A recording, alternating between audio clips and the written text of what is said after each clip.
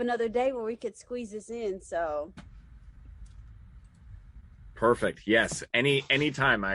Very, very honored. So well, so I just wanted to just kind of like give just a little bit of overview and also just say like how, I mean, honored, like again, when I saw the Recording Academy newsletter come through to see, that you're now the co-chair for the advocacy committee. And then knowing your background in classical, I just thought like, oh my God, this would be perfect for the work I'm doing here at NAXO. So, yeah. and to have someone of your expertise again is just mind blowing for me. So thank you again. And then just so you're aware, I'm on here with my colleagues today, and my boss here, Raymond, and Chris, who is handling our tech stuff. And so I'll let them talk just for a second, just to introduce themselves more, and then also just to go over a little bit of like technical stuff. Chris, why don't you go first? Yeah, it sounds like you've got a good connection, and it sounds like you've got a good microphone, Andrew, so we can hear you fine. We can take as much time as we want, and we can always go back and edit things. If you want to repeat yourself or clarify on anything, feel free. And other than that, self edit as I go along. Sure. No, yeah. Feel free, yeah. And other than that, we're all set. We're recording, so we're all good here, and we'll just turn off our videos. Feel free to leave yours on, and Courtney, if you want to leave yours on, feel free. It seems like we're rock solid here, so I'll just turn off mine, and I'll go on mute too, just to keep any noise out. So other than that, we're all set. As will I. I'm just a casual observer. So. Well, it's a pleasure to meet you. Yeah, I'm actually a podcaster too. I started podcasting in 2005. So you're a pioneer. I am a pioneer, and with the wrinkles to show for it. So anyway, I'll be listening, looking forward to hearing this. Okay, awesome. So, Andrew, would you prefer, do you want to take your video off or do you want to leave it on? I'm fine either way. I actually love the video on it. It feels more personal and less, despite everyone's Zoom fatigue, it's actually, it's been a nice change of pace as opposed to just phone conference calls and stuff. So this is totally fine for me. Sort of normalcy a little bit. A little bit, yeah. Okay, perfect. Well, I'll just do a quick intro, and then of course we're gonna go back and just edit a little bit more, but I'll just go through a quick intro, and then we'll just jump into the questions and go from there. Great, sounds great. And then actually right before, because it looks like my charger is popped out of the wall, so let me just plug that in again real quick. Make sure we don't have those issues. No edits if this is all going in. Yeah. Right. All right. Go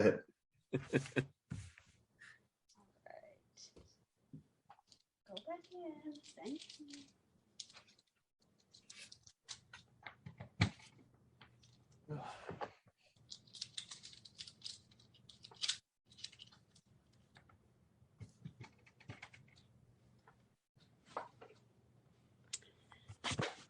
All right.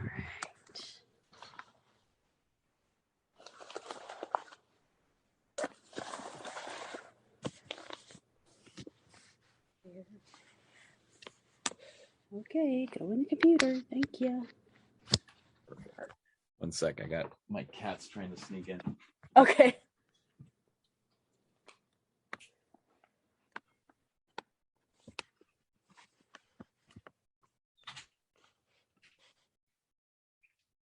Okay.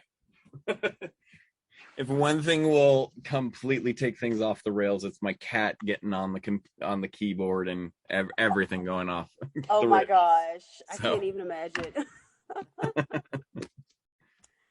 Yep. Right. So nip that in the bud. All right, I'm ready. Perfect. Oh my gosh, I'm so excited to talk to you about this. All right, so thank you everyone for joining us for our new episode on the Unclassified podcast.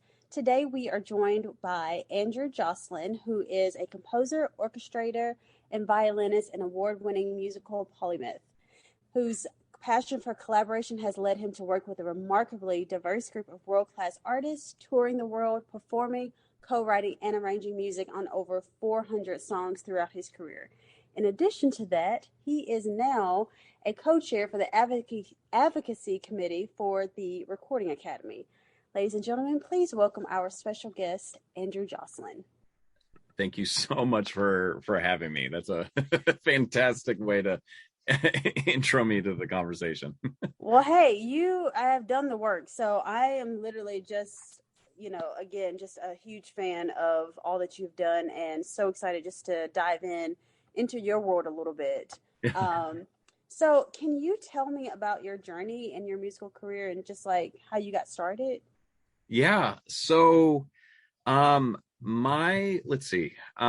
my parents got me started on the violin when I was 5 years old. So I went through the Suzuki string method, and studied classical music really strictly all the way through college. From a very, very young age, there was a family legacy that was kind of impressed upon me. My step-grandfather, Warwick Evans, started the London String Quartet with like William Primrose, and they were good friends with Fritz Kreisler. And so all of a sudden there's this hierarchy pantheon that I was kind of had impressed upon me from a very young age. And my grandmother was with the MGM Studio Orchestra, and with Rosinski, and like the just the people and the level of talent that my family was around. It was immense. So it was kind of a little bit of a lot of this legacy that was being impressed upon me from an early age. So I start off in classical. I kept going with it all the way through college, and there was a little times here and there that I kind of would kind of diversify myself out. I picked up some fiddle music and learned to kind of start improvising by ear. I always looked at Mark O'Connor as one of these violinists that paved a really successful path outside of doing classical music into a wide variety. So, while I was in college, I went out to Nashville for a short stint and took one of his fiddle conferences where, he introduced violinists to, everything from like French Canadian kind of, fiddle playing to Texas waltz to, Eastern European. And it was one of those things that was like so amazing to see. The violin is not just a one trick kind of pony, as it's like, it's the, you always want to be the first violin in the orchestra. And this is, you got to practice your scales and everything else. It showed it as a much more vibrant and lush tool than I'd ever imagined. And when I did my undergraduate studies in violin performance and composition at Western Washington University, so I wanted to stay in state. My dad at the time was a little bit ill, so there was a little bit of, I didn't want to be too far away from the family, but just far enough. So got a little bit of independence. But I loved the violin professor at Western, Walter Schweid, who he used to be with Seattle Symphony as the principal violinist, and he just had I loved his interpretation of Bach. So that was one of my primary reasons that I wanted to go to him was, his, the Bach sonatas and partitas. I was just like, I love how he performed them. I love how he interpreted them. So that was my initial kind of like, that's where I want to go. And then, I had all intents and purposes, I really wanted to go into a classical career. But when I got to college, I assumed very naively that, a 4-year institution would prepare me in how to tour, how to do music publishing, what all the music business back end looks like. How do I actually have a career in music? How do I, write for grants, all this other stuff. I don't know why I didn't do the actual research, but I assumed that, you wouldn't be paying lots of money to a 4-year institution. They wouldn't prep you but It was one of those things where all of a sudden I started getting disillusioned with my education. And I got really worried because I was like, I don't see much of a career trajectory that made sense to me. Either I would be, a concert violinist and I'd really have to practice and really, really focus, but I'd be competing for positions with, Juilliard Conservatory and Oberlin and all these schools were really, really top-notch players. I'd be competing for the same positions at orchestras and, or I would just be a music teacher, and neither career looked really interesting to me. Yeah. I was always the kid I was with the Seattle Youth Symphony for a number of years, and I was the kid that would be sitting there listening to Roxy music and Tears for Fears and U2 and all these pop artists, and being like, oh man, I love hearing the strings, I love hearing the orchestra instruments, just injected into pop music, but not in a kitschy sort of way, when it was done so beautifully. And I started falling in love with arrangers such as Vince Mendoza and David Campbell, Beckstad, and Rob Mathis. And I would see these guys that took sophisticated musicians and injected them into pop music, but it was done in such a sophisticated and honorable way that it made me so excited. And I was like, I want to be doing that. And so I I completely went off the deep end. I dropped my major in performance and composition to a minor, got an English lit degree so I could get out in 4 years, and joined a rock band. So I picked up an electric violin, learned everything I could about the electronics and everything on tone control and everything when it came to the recording side of the industry. And what happened was I started touring with a band, and I learned all the business side that I could possibly get hands-on.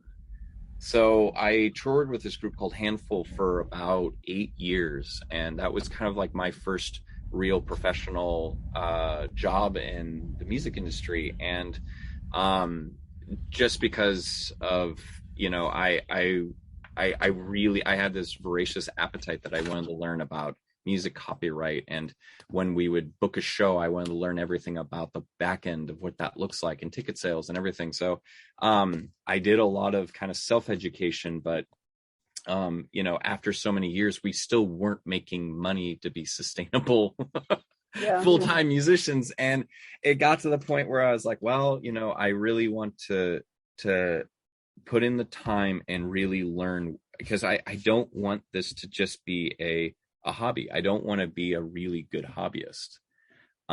So I started taking postgraduate courses at Berklee College of Music, and thankfully, they had enough online offerings. So I was able to, while I'm on tour, to kind of, be in the back of the van, learning about music copyright and licensing and all this other stuff. And I think this was maybe around 2008, I just by happenstance and just a mutual friend, I met up with Ben Haggerty, who was Macklemore. So I was, being the kind of the chameleon I was, I had a passion project for hip hop and old mixtapes. So I created with a friend of mine a collection of hip hop mixes, and was just I was studying how string instruments fit into a hip hop context, and listening to old samples that people would be taking and what that looked like, and the interpolations. And it was just so fascinating to me. And we sent the mixtape to Ben, and Ben was like, yeah, these beats are terrible, but the violinist is amazing. Can I get his number? So, and this was before Ryan Lewis became his main contributor and collaborator. And, I I played my first show with Macklemore, with opening up for Blue Scholars and I think Sir Mix-a-Lot was there. Like it was one of these things where I got injected right into the hip hop scene at like the summit of it in the Seattle music scene. So it's crazy because I think the rest is, you know, I had so many different kind of career little paths I was following at the same time. I was still continuing my compositional studies, but focusing in on, you know, a lot of the contemporary styles, extended techniques. And I formed a string quartet to just, you know, because the one thing that always was frustrating for me as a violinist is it's a monophonic instrument. And my brain just, it kept on wanting to go so many places. So actually having a crew of people that could realize my arrangements and my vision when it came to composition was just it was absolutely intrinsic to success for me. So but you know, as things progressed, 2012 happened, which was the year that The Heist was released, and I was a co-writer on I think 7 of the tracks for that. So, and then that was a 4-time Grammy award-winning record. And then since then, you know, my path is just, you know, I've worked with a bunch of different artists, and, you know, and it's funny, I would only say within the last 3 years have I kind of completely kind of come back full circle with the classical community, working with Seattle Symphony, Oregon Symphony, you know, Federal Way Symphony, a lot of local and civic orchestras here in the Pacific Northwest, but also starting to do composition for strictly classical players and stuff. And I have a commission with Nathan Chan, the principal cellist with Seattle Symphony. So there's a lot of stuff that I'm like really looking forward to that's completely outside of the pop realm. So it's been fun to kind of see everything start coming full circle with this. So yeah. There's a bit of a you know, starter origin story for you. You know, honestly, again, that's one of the main reasons why I was so excited and wanted to reach out to you, and was hoping you would not think like, who's this crazy person emailing me? Because like just me, like, again, reading more about just your career, and I was like, oh my gosh, this is exactly, you know, what Unclassified is. You know, it is, as we're rebranding the side of Naxos, Unclassified is really showing the different sides of classical music. And for me personally, I've always been one of those people as well. Like I knew I wanted to go on the business side, even though I've got performing side, you know, experience. It was always the songs that I listened to from my favorite artists that had the undertone of, you know, orchestral sounds in it that always like grabbed me. And still today I can hear songs where it's like, you know, Show Must Go On with Queen, or, you know, 17, you know, and I'm just like, oh my gosh. Just one recording video that completely really made me reassess stuff was Portishead at the Roseland Theater within orchestra. And it was gorgeous. And it's funny because I saw this discrepancy. Like I would show it to some of my classical friends, and they're like, why would they lower themselves to that? Like the parts are so simple. Like, why would they do that?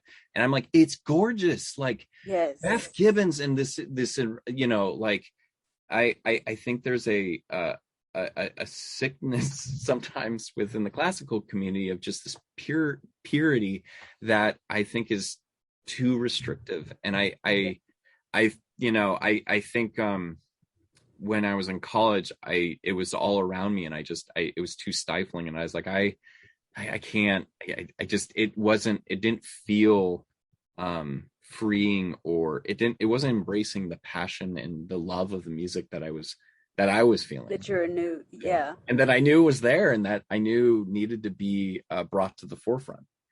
So I mean, again, that's one of the main reasons why I really do enjoy artists such as yourself, because you guys can branch out. Like those are my personal favorite like composers, because it's like, oh my gosh, I can hear them perform a Bach piece 1 minute, and then the next minute they can be doing a U2 song, and I'm like, what is Right. this? This is amazing. Yeah, That's absolutely. that's artistry to me, you know. Yeah. So speaking of artists, you have mentioned, and of course, during my research, I know you have worked with so many world-class, diverse artists at that, which I just find just absolutely amazing. Do you have a cool, maybe a cool story that you wouldn't mind sharing that about a collaboration? I know you've shared Yeah. Macklemore, but is there anything else we can Well, learn? one that was kind of fun. It is kind of a, a tangent to the Macklemore stuff, but I think I can't remember which Grammys it was, but we performed Same Love, where we had Queen Latifah marrying like 20 couples all at once, and Madonna was there, and we had trombone shorty, and we had a choir, and it was just, it was like, let's pull out all the stops and make this the most ridiculous primetime event on television. And my favorite part was working with Madonna at the rehearsal studio in Los Angeles, where it was just such an interesting thing to see Madonna just in her own kind of element, showing up like she like, it was just funny because she kind of looked like a bum when she showed up, but it was like Gucci and Versace, and it's like this is her just kind of like hang out. And she had a gold grill, which was just so, I was like, this is crazy. What is this? And it's just funny because there was, when we were doing rehearsal and setup, there was issues with how the stage was set up and how she would come out on stage. And she had a cane. Would she have a cane? Didn't she have a cane? And then, like, at the very, very end, she started singing something that we didn't rehearse. So I don't know if you go back and rewatch, a lot of people are on stage are like, this is not in the click track. This is not what is happening. So, she went off script, and we all were kind of taken aback, but it was like, it was glorious and beautiful in the moment. But it was one of these, oh my God, there's Queen Latifah. I have like Kevin Bacon in the audience looking at me, and there's, Madonna singing right next to me. And it was just, it's one of those moments that, like a Suzuki kid would never have imagined happening. Kind of an out of body experience. Oh, absolutely. Just like, this is very weird. This is not what I would have anticipated my life looking like. And did you compose that particular version of the song at the awards? I worked on the string arrangement. The strings and the horns that were, trombone shorty and his own crew had a kind of a supplemental arrangement that was happening. So trying to herd all the cats and all the creative juices that were flowing all at the same time for an event like that was a lot. But yeah, thankfully it all kind of, it came together. It happened. Yeah. So, but my kind of core arrangement was there and intact, and we played it. Yeah. So up until people started having their creative licensing, but it's one of those things that, and I think that's one thing that I've also kind of learned over the years, and I started loving with the art of improvising is, the page is a really great placeholder to kind of get you to a spot A, but things will change. And a lot of times when I'm working with an artist or arranging, I'm working with Lee Oscar right now, the harmonica player from War, and he one of the things he asked for is, he's like, I just don't want things strictly on the page. I want some, like, if I'm feeling a moment, I want to be able to just kind of vamp it. So learning to work with artists where it's like, okay, this section, repeat ad nauseum, and have a vamp, but having enough creativity and improvising ability too, allow there to be kind of growth and an actual communication happening in the moment. I don't know. I love that. And I think 90% of my composition is it starts with me just improvising on the violin to get to hear the melody that really, really speaks to me from the gut, and then I arrange around that. So that is so cool. Yeah. So no artists are this no one two artists are the same either. Right. Exactly. No, and it usually I feel it's much safer to go from the gut for the most part, because if I'm feeling it, then 9 times out of 10 the artist that I'm working with will feel it. Yeah. Knock on wood. So, So I want to just kind of switch it a little bit and go into another part of your career that you work on, which is within film. Yes. And would just love to hear about the process and just kind of figuring out, is it different when you're working on film Very different versus an artist? And can you like explain the difference? Yeah, I mean, there is a ton of differences. One of the core things with film composition is its project management, which when you're working with an artist, it's both sides are, it's the main thing is collaboration. Film, you're working with the vision of the director and the picture editor and making sure that what I'm doing brings to life all the emotional undercurrents that are happening. And it's interesting because film composition, you don't want to give too much away. You have to be really, one of my favorite things to do with a director is what's called a spotting session, where you first sit down, you go through the script, but you also watch like a rough cut or a locked picture of the film.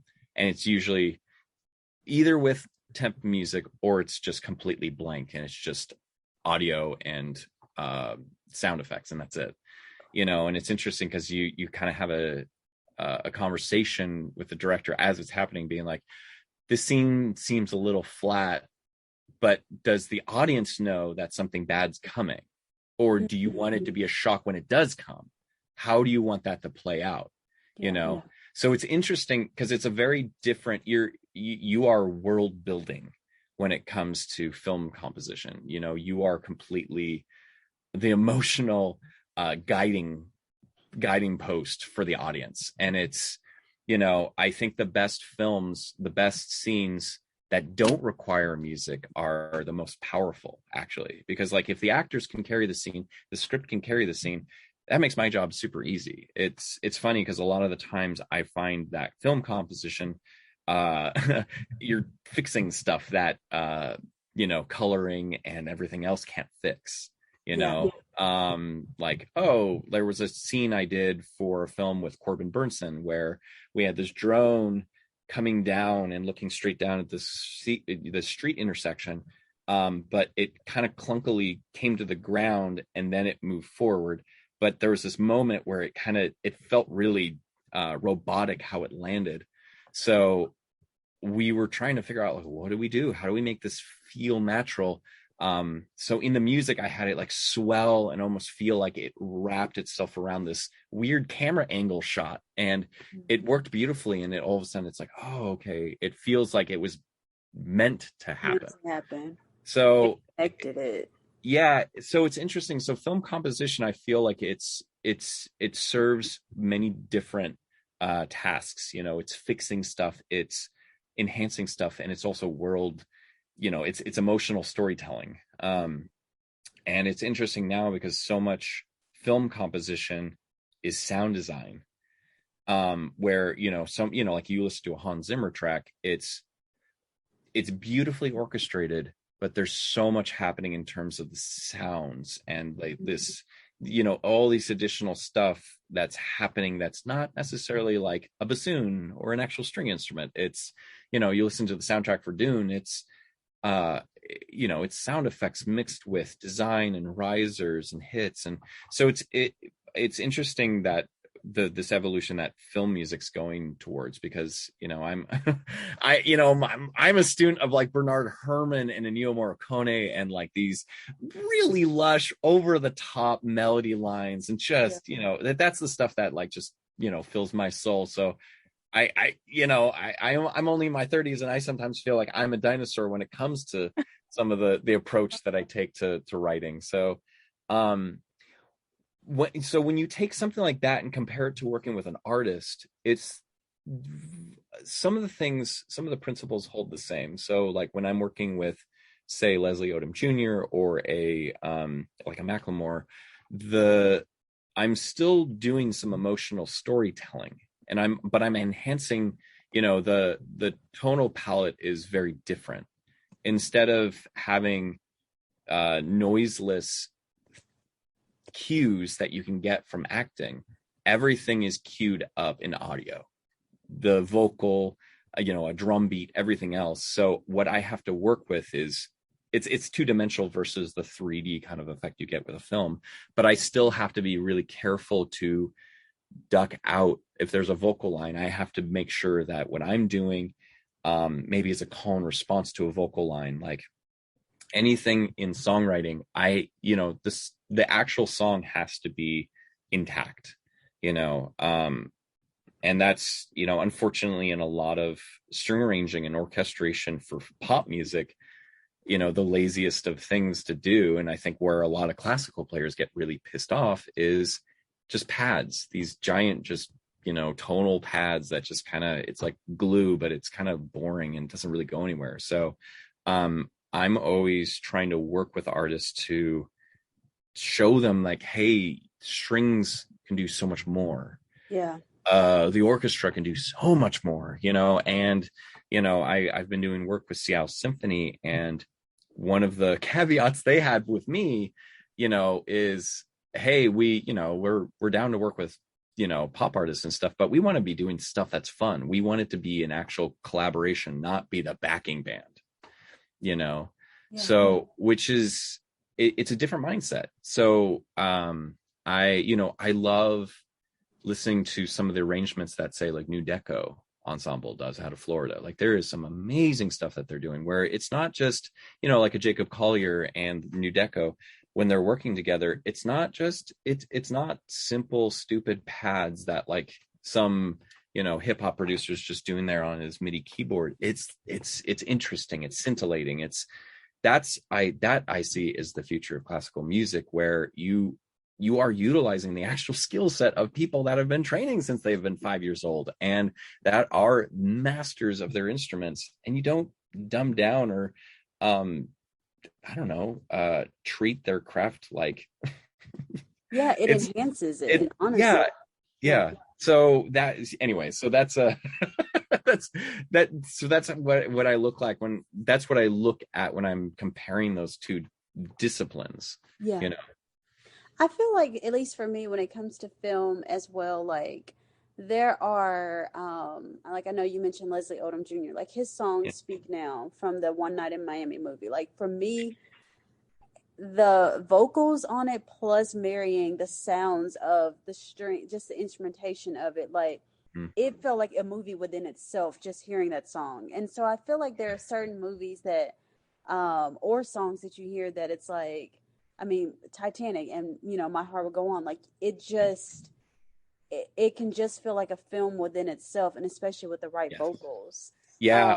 Absolutely. And that's the thing, is it's like at the core, and I do a lot of songwriting too. And the thing that needs to hold true is if the song could just be block chord on a piano or just a single guitar and vocal, if the song is really good, that's all it needs. Yeah. Everything else is fluff, not to take down what I offer or what producers or everybody else is bringing to the table. But, if the song can hold its own water in that minimal presentation, then everything else really, really, you can go so far, So, yeah. Is there a certain type of film that you like composing for over other types? Like, do you prefer action films or? I love, I do love drama, suspense. Like, I feel like strings really do well in that. Action films, it's gone so much towards really big drums, really big heavy horns that I love that. But for me, I feel like my wheelhouse always goes to the suspense, the drama, I worked on this film called The Lumber Baron, which came out it was distributed by Lionsgate, and it was a period piece movie, so it was very like Downton Abbey, but in the United States. So it was kind of fun to kind of take, American lumber workers and try and make what would the tone for them be like. But then all of a sudden you have these estate owners that like these big lumber barons, which they're, it's all this kind of high society classical music, garden party stuff. So it was interesting to kind of, but there was a lot of drama. There was, intrigue and stuff happening. So, it worked so well for, a traditional classical ensemble, and that was, I loved working on a film like that. And, that there's room for melody. There's room for, evolving.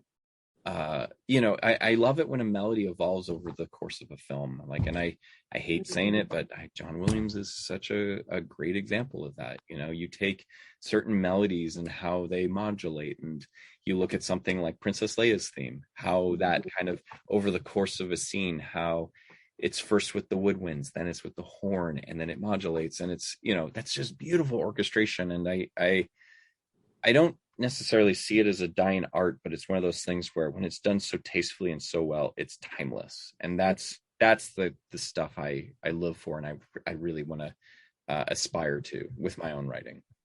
I'm so glad you said John Williams, because I literally was watching Home Alone 2 actually this weekend. Yeah. And I always just watched the first one, but it was a double feature, so I watched both of them. And even though it was just that one song, that is played throughout the film, I could just feel just the changes, and it was something I had never heard before, and I was like, this is giving something to my soul, where it's like it's making me feel something different. Somewhere in my memory was the song, and I was like, right. Every time it starts to play, I feel something different. I'm like, holy cow, that's powerful. Right. For me, like Schindler's List, that theme on the violin, and every violinist, we're all practicing that theme because it's just those, there's something I love when the music can stand on its own, but because it's associated with something so much more powerful, that the experience of the piece of music evokes everything that you felt when you saw the film. And I think Disney, of course, does a fantastic job at that. And, it's just interesting that, with some Marvel movies, the music is kind of there. You don't see that with a lot of the underscore. And it's intentional because they want it to be, bust down the rafters. It's just all action packed. But, there's something to be said for when there's a piece of music that's so memorable on its own, like, the One Hot Night in Miami, the song that Leslie did with Sam Ashworth, that was, and that was up for an Oscar. Like, that was a beautiful, beautiful song, and it encapsulated everything about that film. Yeah, you know it, you hear it, and you're like, yep, exactly. Yeah, so. I could talk to you about that all day. Yep. So I want to dive into your recording academy work that you've been doing. So before we get into just talking about your new role, I'd love to just ask you, clearly you're an advocate for the arts, and as a trustee of the academy, I wanted to just talk to you about what the greater good of the professional music community can do to either keep or to be able to add, from your point of view, music back into the schools, because as you know, and I know, the arts are so crucial and so important to our youth. I am a huge proponent for this. I think it needs to go one step further, because I think the general stigma of the population is that the arts are frivolous, reckless, and not a real career. Yeah. And I've battled that, and I'm sure, a lot of your listeners are battling that now, where, oh, you're a violinist. That's nice. What's your real career? Oh, you do such and such. Oh, you're a producer. That's nice. There's, we look at these feast or famine kind of things where it's like Justin Bieber, Lady Gaga, these amazing chart topping success stories. And it's like, well, there's no connective tissue between that level and a studio musician that's just going at it and doing it, and they're a working class professional, and that they're happy with that and they're able to sustain themselves and a family. There's no connective tissue, not to the general public. And I think when it comes to education, I really, really believe that every single school needs to have arts business education. I think every student needs to have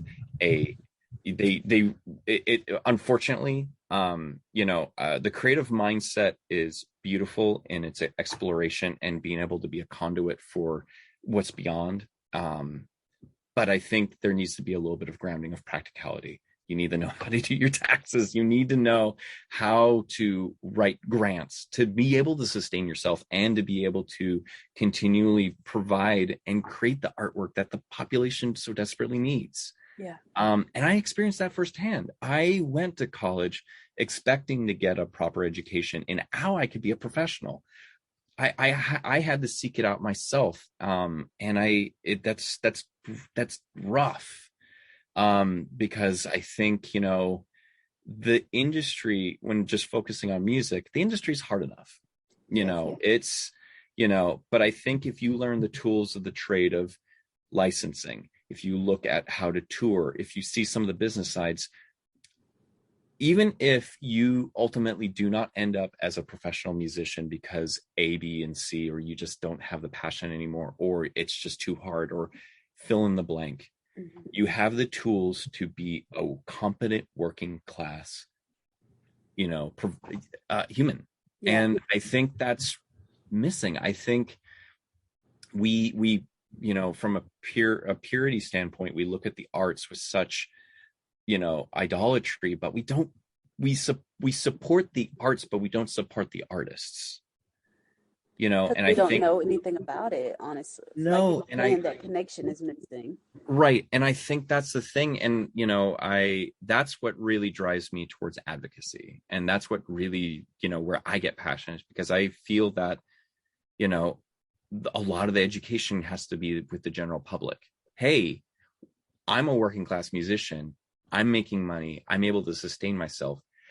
Kids don't understand that. The parents of those students don't understand that. I have to continually have conversations when I teach songwriting. I have to have conversations with the parents being like, if your daughter wants to get into this, there is a career. It's going to be hard, but there is a career, and it's a sustainable career, and it's actually alive and well. And there's people in Nashville, New York, and LA that are doing just fine. Yeah. You're going to have a wide range of tools. You can't be a one-trick pony. There's a lot that goes into it, but it really just, boils my blood to hear so many really amazing people that just don't, they don't pursue the arts because the stigma and the starving artist, and you're just gonna have to suffer for it. And yeah, it's gonna be hard, not because of what you're doing, it's because you're a freelance business. You are your own business, and if you don't have the proper tools in place, if you are your own app developer, you're going to be dealing with the exact same trials and tribulations as a session musician. Yeah. It's the same thing to a point. I can't make it such a blanket statement, but you have to, I think unfortunately a lot of arts colleges, that business side is lacking.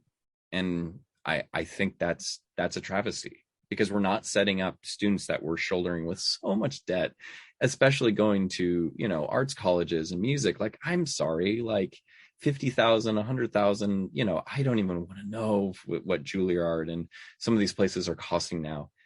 I'm a full-time career as a concert violinist or as the principal for Seattle Symphony or some of these other places.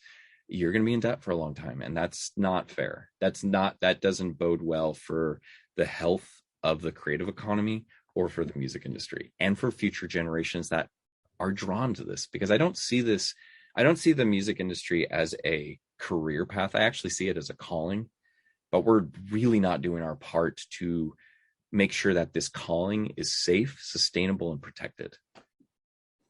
So that just kind of, I wanted to ask you more about, like, since you and Yolanda Adams are now co-chairs for the advocacy committee, is that something you guys are working on, or is that something that maybe the government, like, you guys compare with the current administration to? Yes. What's happening? Tell us about your role and what's happening there. Right. So with the Recording Academy, we work with, I was voted in as a trustee for the Pacific Northwest chapter of the Recording Academy. So that chapter includes Hawaii, Alaska, Wyoming, Washington, Oregon. It's a big swath to cover. And then when I became a trustee, I was voted in and appointed as national co-chair with Yolanda Adams. And we work with staff with the Recording Academy. So the Recording Academy has a Washington, D.C. office where they have a dedicated team that specifically works, they have their own PAC and lobbying branch where they are specifically working with legislators and Congress and everything working on policy to protect, sustain, and help music creators. Recently, for example, we were working on the HITS Act, which allows, it's a tax incentive to allow artists to be able to write off all their costs for a recording project within the given year that they do the project. Traditionally, we've had to amortize it over several years, which is that's terrible. That's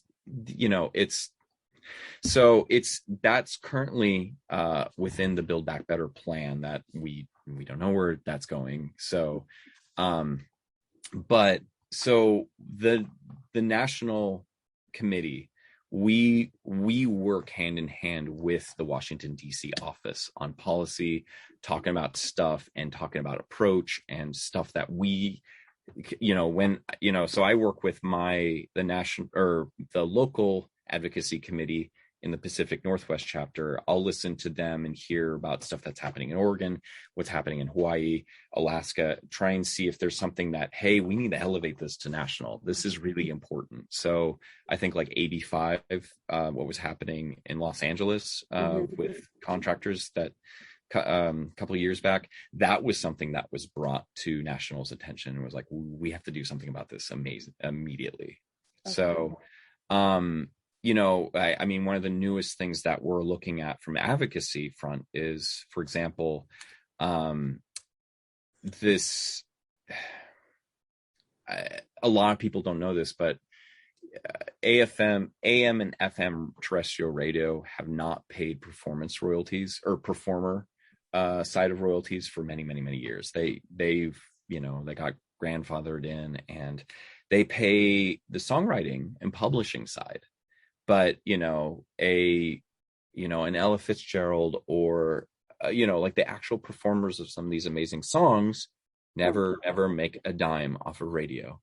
So there is a renewed approach by the Academy and other large music organizations like ASCAP and BMI, and I believe the Nashville Songwriter Association's involved. There's a lot of different national organizations that are approaching members that have first signed on to this thing called the Local Radio Freedom Act, which is it's a bill being pushed forward that says that they're protecting small radio and that it's their attempt to try and keep any future rate increases or anything from happening, which for us in the music industry is terrible. If we want to instigate any change, or if we want to try and encourage, radio, they actually pay the master side of royalties that are due. So it's just, I don't know. It's interesting to me because the United States is the only democratic country right now where performances don't get paid. We're on a short list with Korea, China, I think Iran, Iraq, Vietnam, and Rwanda, I think is what the list is, that don't pay performers. That's not great company. And the other thing, from a purely economic standpoint, we don't, US performers cannot collect international performance royalties. We can't, because there's no reciprocal agreement. So an artist from the UK can't collect on their performance, what they performed in the US. So why would a rights society in the UK pay out to US performers? So it's one of those things where, in the end, small business, all these songwriters, all these musicians, all these bands, all these producers, small business owners, and no mistake, we're all small business. We cannot get the money that's due to us rightfully by the system that's in place, because radio has kind of plugged it up. So just like recently, with the Recording Academy, we had this thing called we have this district advocate day where we galvanize all of our recording members to get out, and the greater music community as well, to get out and talk to your state legislators, your congressmen and women, to just share your story.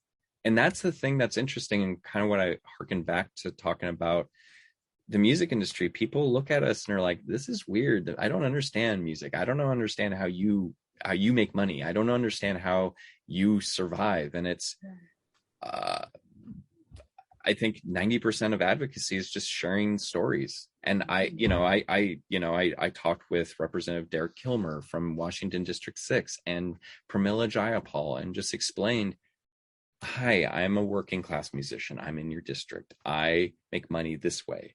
I know you don't understand, but this is how the industry works, and this is how I'm suffering.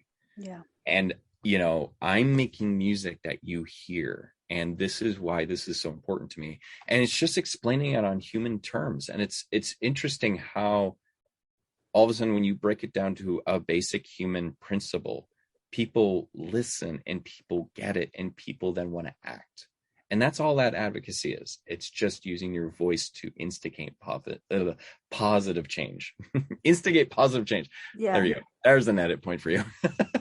Well, I mean, that's just crazy to me, because again, we look at the charts every week when they come out. And so to know that, that the performers, the ones who have not, produced or written the songs, that they don't see a dime. They may see, hey, my name's on there, but they don't see a dime coming from that.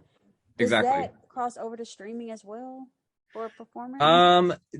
When it comes to streaming, and you go into other broadcasters, say like digital, like SiriusXM and stuff, they have a different system in place. Okay, so that's what I thought, but I wanted to. Yeah. No, there's stuff in place. I think the royalty rates are terrible. Yeah. I think streaming rates are atrocious, but the bottom line is it requires musicians to self-educate and to educate the general public. Education. Mm-hmm. It's really important. So yeah, I'm hopeful that with Yolanda and with we working with the DC team with the Recording Academy, I'm really hopeful that we can identify some other places that we can really help working class musicians. That because there's so much work that needs to be done to make this industry and make this career choice equitable, safe, and sustainable. Really. Absolutely. I mean, I'm just so excited to see, again, when I saw the newsletter come out, from the Recording Academy, and saw that you guys were appointed. I'm just super excited for, what this can mean for our industry and the work that you guys are going to be doing. So I just want to applaud you guys, already for what you're doing. And I know you guys are going to be able to really help just to bring things a lot more into 2022, basically. Right. Well, and I'm hopeful. It's interesting too, because there hasn't been, correct me if I'm wrong, I haven't really followed everyone that's been chairs of that committee in the past, but I feel like having the classical background and the film scoring background, I bring a different lens that I think there's different musician communities that are impacted that haven't been properly voiced yet, especially when it comes to advocacy, because the Recording Academy really, really, really strongly focuses on pop and, hip hop and a lot of these very contemporary styles. But when it comes to classical music and the orchestras and, classical producers and the people that are behind the scenes in that world, I really do hope that I can give voice and help work on policy that will also really improve their livelihood as well. Yeah, I hope that's my goal. Yeah, it's so needed. And again, it is great to have someone of your background to be in this role as well, because it's so needed. Yeah. Oh my gosh, I'm so excited. I can't wait to see what 2022 is gonna, I've been getting so excited seeing the changes as a Recording Academy member. And so again, to see, you and Yolanda coming into this role, it makes me even more excited to be a member. Yeah. And the Academy is really, that's the thing that's been really exciting with Valicia Panos and with Harvey now is there's a real renewed effort to be lean, mean, mobile, and not reactive, be revolutionary. And I think that's so powerful. And I think it's been a long time, because I think the music industry at large needs a beacon like this to follow and look at and be like, hey, that's something really important to me, regardless of class, creed, color. The music industry as a whole, all working class musicians, we need something to look to that we're like, oh my God, someone's actually protecting me and really, working, listening to me. Yeah. Listening to me. Yeah. Cause that's the thing that's interesting to me. Like, I've done my fair share of work with like the musicians union and stuff, but I'm a weird musician. I fall into this weird crevice, and, there's a lot of musicians like me that aren't, we're not session players. We're not just this. We're not just that. We're not, playing with the ballet orchestra. We're figuring it out, like a Tommy King or like a, some of the, there's a lot of musicians that I can think of, the songwriter community, like a Sebastian Cole, like these guys that are working on like the Leslie Odom stuff. They're not union people. So who's got their back? Who's really protecting them and who understands them intrinsically that can actually help them? So it's exciting to see that, because traditionally I think the Academy was a little slow and a little bureaucratical. And I think there's still there's important guardrails in that realm, but I think we're now forward thinking, and it's exciting. I'm excited too, and I think with how crazy, scary the world is right now, I think we need all the little good bits of news we can.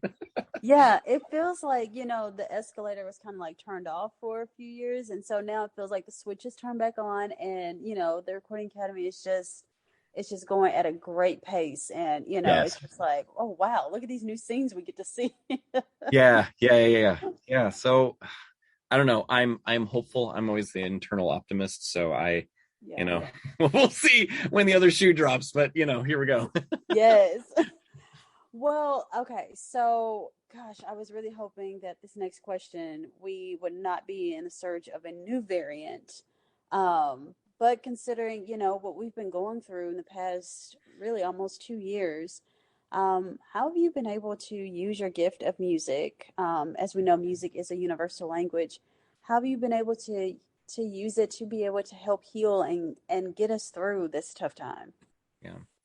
Well, it's interesting over the last 2 years, a lot of the work that I pretty much the vast majority of the work that I've done has been remote. So I've, one thing, in a professional sense, I shifted a lot and did a ton of co-writing and a ton of string and orchestration work for artists, and for a lot of just younger artists too, that maybe they just didn't have the money to hire a string orchestra, or they didn't have, so I've been really trying to help younger artists realize a grander vision that they have in their minds that maybe just wasn't within their grasp in the past.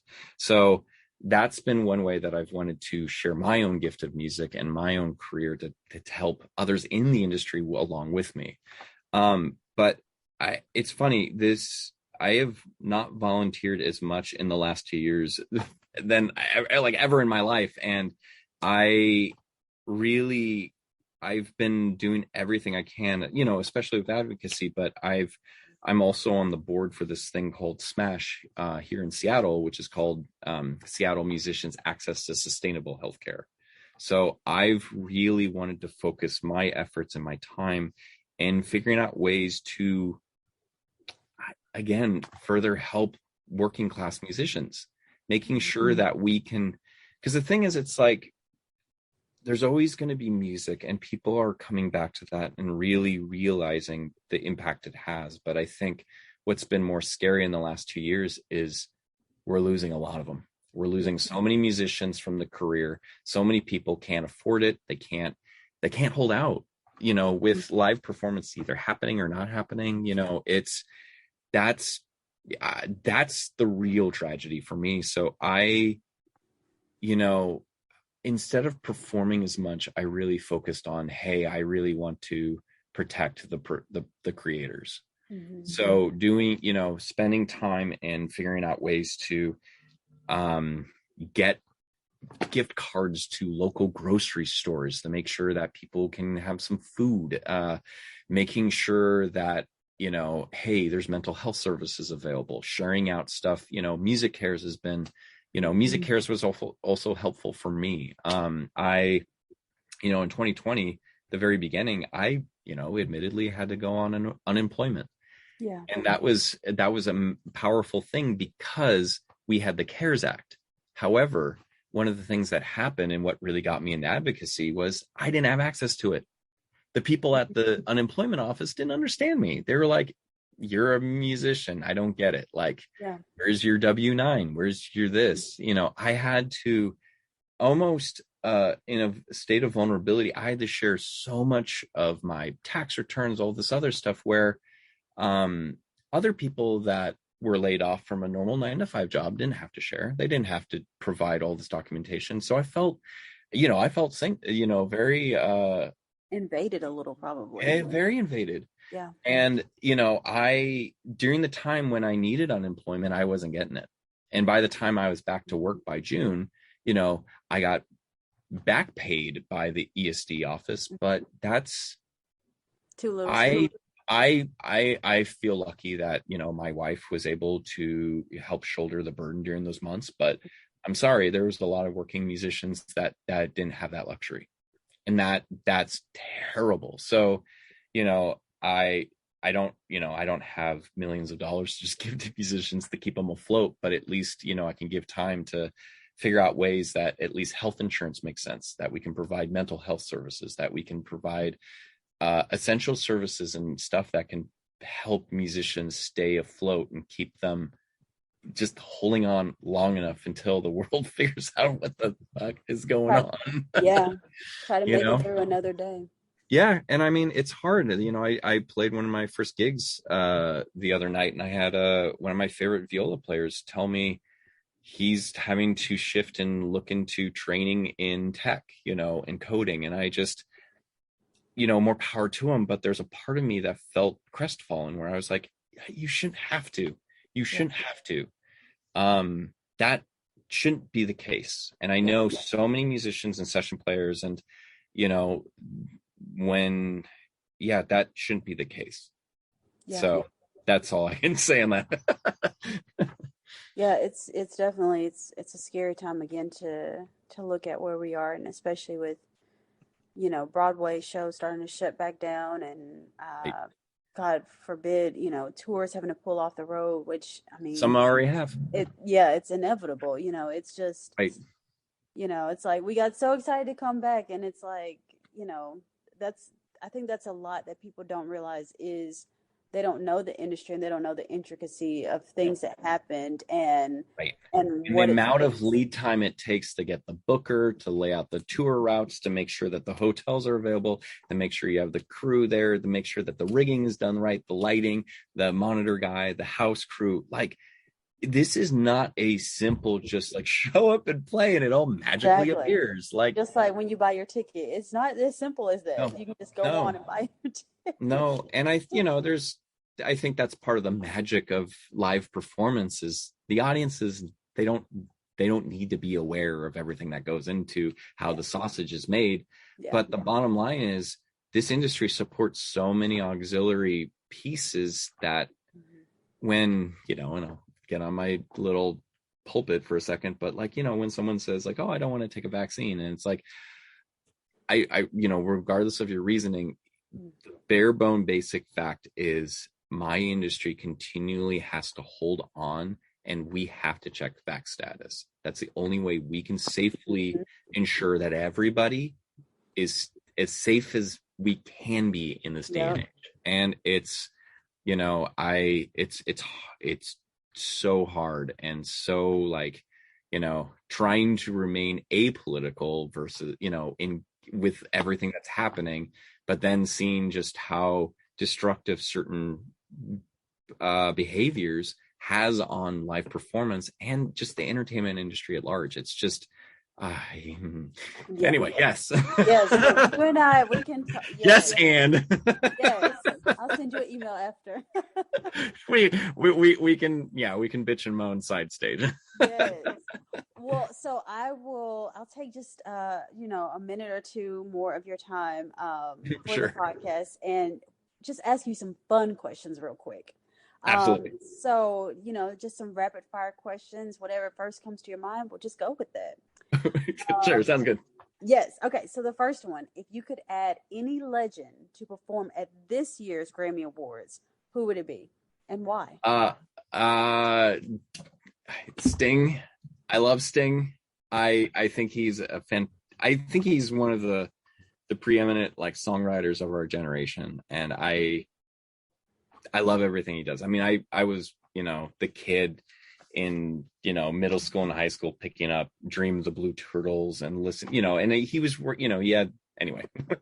I can go on a whole Sting tangent, but I think he's amazing, and I think anytime he performs I'm enthralled. So that's a personal bias, people can hate on it, whatever. That's a Rose alone, I can hear that like 5 times back to back. But I and I mean, talking about classical stuff, looking at his Symphonicities record, where like Rob Mathis and some of these other guys were doing these beautiful, lush orchestrations for like, Roxanne. Like, oh my God, it transforms and elevates the songs to a totally different level. So, dude. Sting with an orchestra. There you go. That's what the Grammys should do. that's my vote. That would be exciting. Like, you make me want to now write in like, hey guys, have y'all thought about this? have you ever thought about this? Yeah, probably. So yeah. Out of the top 4 awards, do you have a prediction of who will walk away with one of the trophies? I have personal preference. I don't, I'm not very good at the prediction game, but like do you happier. Care to share your preference? Sure, like Happier Than Ever. That record, Billie Eilish. There's something powerful in that record, and I think what is it? No wrong. The song "Male Fantasy" at the end of that record really kind of shook me when I heard it, and reading, her conversation with Howard Stern and just everything else, like I love what she's doing, and I think that record deserves its spotlight. Yes, she's gotten tons of accolades and everything else previous years, but I think this record is something else too. So she's one. Also her. Yeah, I think she's an amazing artist, and for me, like she's been in the industry for so long, but like for me, like I love her because I also know the backstory and the behind the scenes of the team that she's working with. And one of my good friends, Sam Ashworth, who he does a lot of songwriting for her in Nashville. He did a lot of the work with her first record and has done work with the second record. And I just, I think, was it Back of My Mind? I think is up for Song of the Year or something. So I just, I love you know, for me, I'm always looking at not just the artists, I look at the teams, and I want to bring credit to where it's due for the teams, because there's so many people behind the scenes, and like I just want to see Sam get as many awards as he can. So that's a personal plug, just because I love seeing friends that succeed and do well, because I think this industry is so much, it's so full of competition and negative, that I want to be able to just look at my friends and people and be like, yes, you deserve that. Yes. I applaud you. Hell yes. Let's celebrate. Like, yeah, I know how much you've been working for that. So yeah. Those two artists alone are, I'm with you on that one. Yeah. Right. Yeah. Okay. So top 3 artists that you would love to work with in your career. I'm assuming Sting may be on that list. Sting, but I mean Rob Mathis and some of the other orchestrators have already like covered that ground, and they did such a good job that I feel like I would just be, you know, mucking the soil. Let me think on that. I'm a child of the 80s, and Tears for Fears were my jam.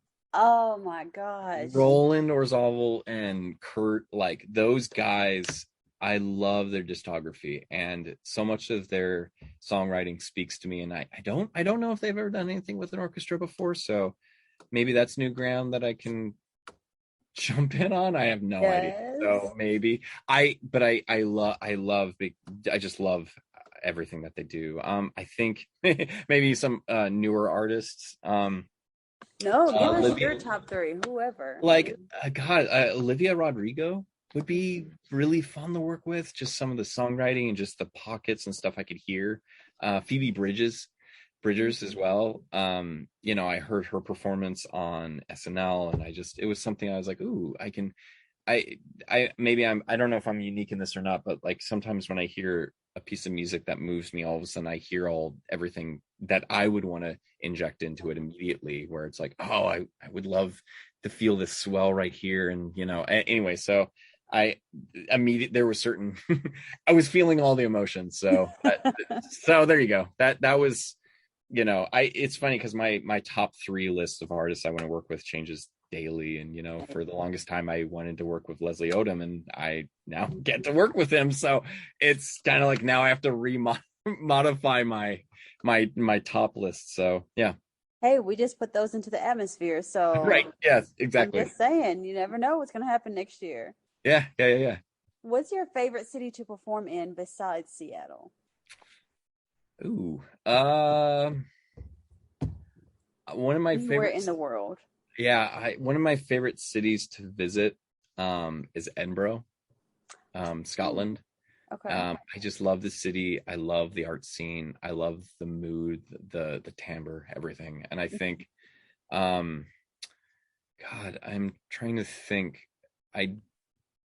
There's an Irish, like a Scots Irish bar there I think it's called the Sandy Bells, and it's like one of those places that if you want to see some of the most world-class Irish fiddle playing, it's in Edinburgh, and that's one of those places that I just like, ooh, okay, I love that. Yeah. So in terms of performing, I'm trying to remember what the venues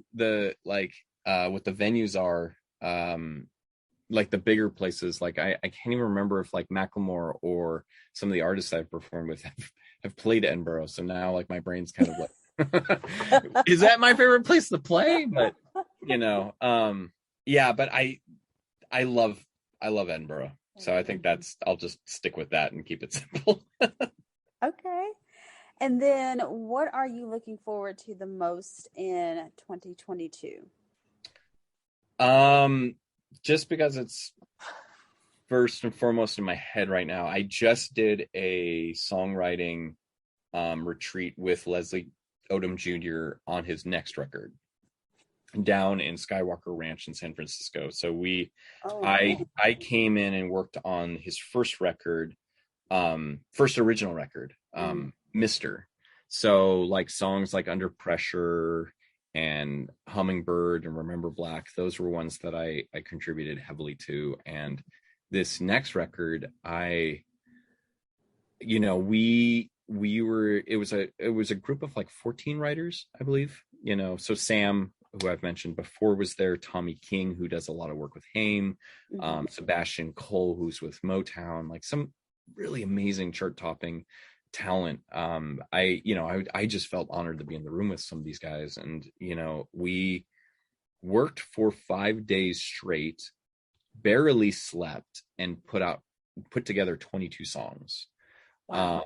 So we don't know what the final listing is going to be yet, but there's just the sheer creative output, and I think there was something magical that was happening because we were all channeling 2 years worth of pain into that, and there was some amazing songs that came from it. There was one that we were all crying for about a good minute before anyone spoke after we listened to it for the first time. And I remember seeing Leslie, he was wearing a scarf and put it over his head because he didn't want anyone to see he was crying. So those are the moments I live for. And I think that record is going to be really powerful. I think it's got some real important messages that it's going to share, since that's the most immediate thing in my mind, that's something I'm really looking forward to in 2022. Like, I think that's just because I however much I've contributed or not to that record, I think it's something that I'm just going to be proud that I was in the room. Yeah. Proud that I was in the room where it happened. Let's do a Hamilton reference. Let's go. And on that note, I mean, when you end out with a Hamilton reference, that's just how you close it out. So there's your mic drop moment. Yeah, exactly. I'm always looking for a mic drop moment. So thank you. You're welcome.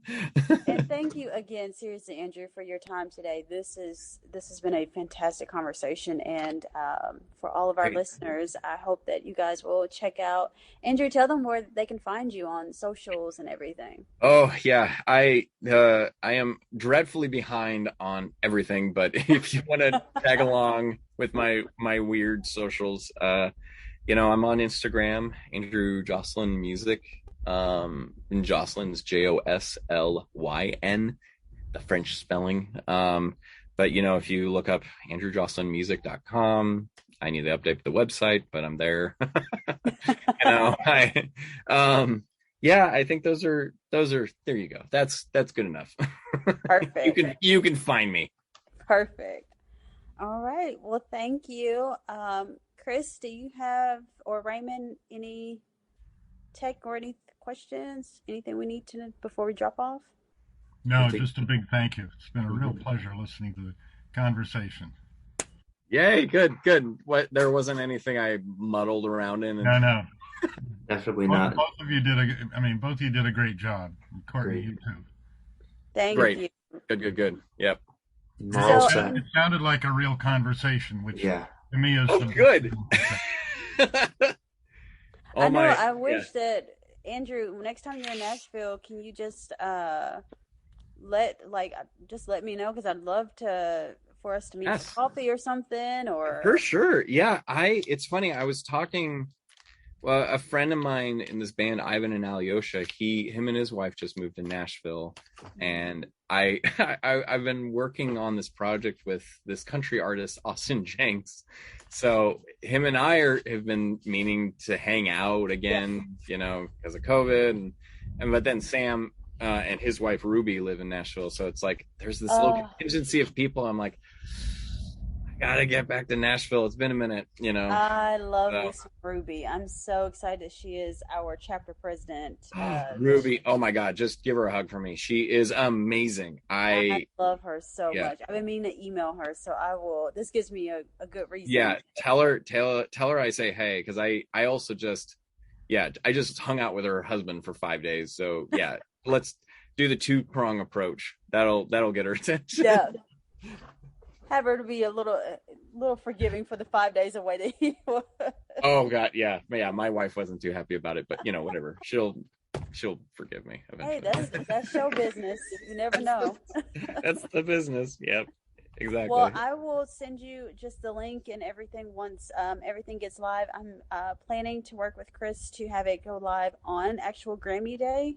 Okay, so that, it just gives some emphasis, especially from the classical side of that we have, so many different composers and artists that are in classical And especially just pairing in your work with the advocacy committee, just to again reemphasize of how powerful classical music is. So yes, yeah, and it's interesting. I mean, we didn't even get into it, but like a huge, block of voters, in the Pacific Northwest chapter are classical musicians, but I sometimes feel like they're underrepresented or not.